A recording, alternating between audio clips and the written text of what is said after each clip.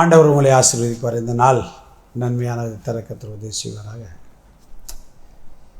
சில பேரை பார்த்தா சில நினச்சேன் நீங்கள் வந்துட்டீங்க அப்படின்வாங்க.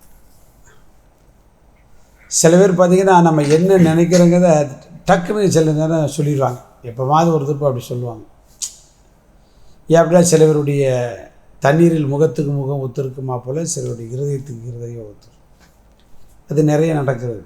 கணவன் மனைவிக்கு இடையில் நடக்கும், பெற்றோர் பிள்ளைகளுக்கு இடையில் அது நடக்கும், 2 நண்பர்களுக்கு இடையே. சிலர் பார்த்திங்கன்னா ஒரு காரியத்தை சொல்லும்போது 2 பேரும் ஒன்று போல சொல்லுவாங்க. நம்ம ஒரு டீ குடிப்போமா அப்படின்னா 2 பேரும் சேர்ந்து சொல்லுவோம். அது ஒரு வகையான ஒரு என்ன சொல்கிறது நினைவுன்னு வச்சுக்கலாங்க. ஆனால் மனிதனுடைய ஆள் நினைவுகளை வெளிப்படுத்துகிற ஒரு ஆள் இருக்கார். அதுதான் நம்ம ஆண்டவர். இப்போ நம்ம என்ன நினைத்து கொண்டு இருக்கிறோம் என்பதும் அவருக்கு தெரியும். அதனால தான் சங்கீதக்காரர் சொன்னால் அவர் நம்மை நினைத்திருக்கிறார். என்ன நினச்சிருக்காரு? நம்ம நினைவே அவர் நினச்சிட்டு இருக்கிறார். இந்த உலகத்தில் யாரும் அதை என்ன செய்ய முடியாது, கொண்டு போக முடியாது.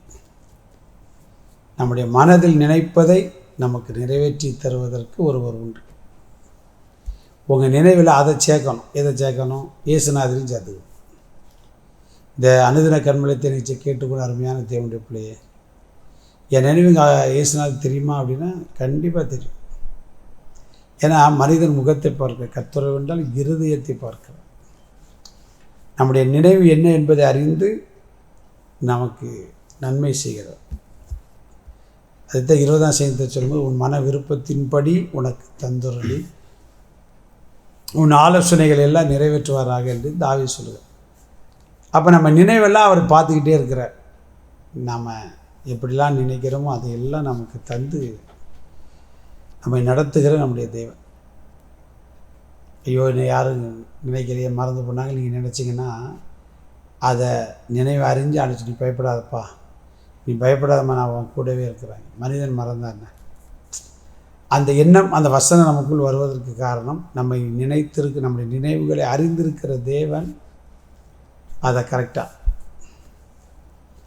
அவர் என்ன செய்யணும்னு அவருக்கு தெரியும். இன்றைக்கும் அவர் உங்களுக்கு உதவி செய்வார். நீங்கள் என்ன நினச்சிட்ருக்கீங்க அப்படி நினைவை அறிந்திருக்கிறவர். மனுஷன் உங்களுக்கு உதவி செய்தால், குடும்பத்தில் யார் உதவி செய்யாவிட்டாலும் நாம் நினைவை அறிந்திருக்கிற தேவன் நம்மை தேடி வந்து நமக்கு என்ன செய்வார்? உதவி செய்வார்.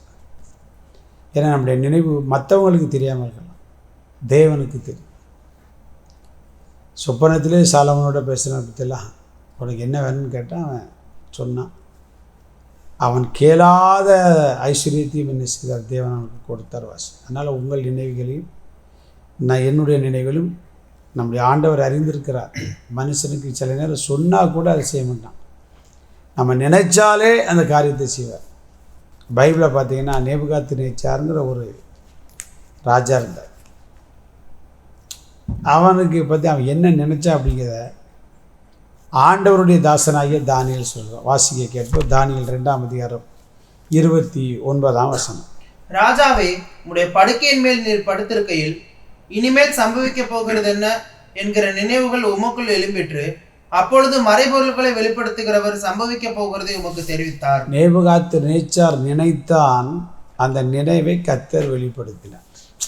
அவன் மனசில் நீ வரக்கூடிய நாட்கள் என்ன நடக்கும்போது போகிறது அப்படின்னு நினைத்தால் அவனுக்கு அவன் நினைவுக்கு ஒரு பதிலை கொடுத்தார்.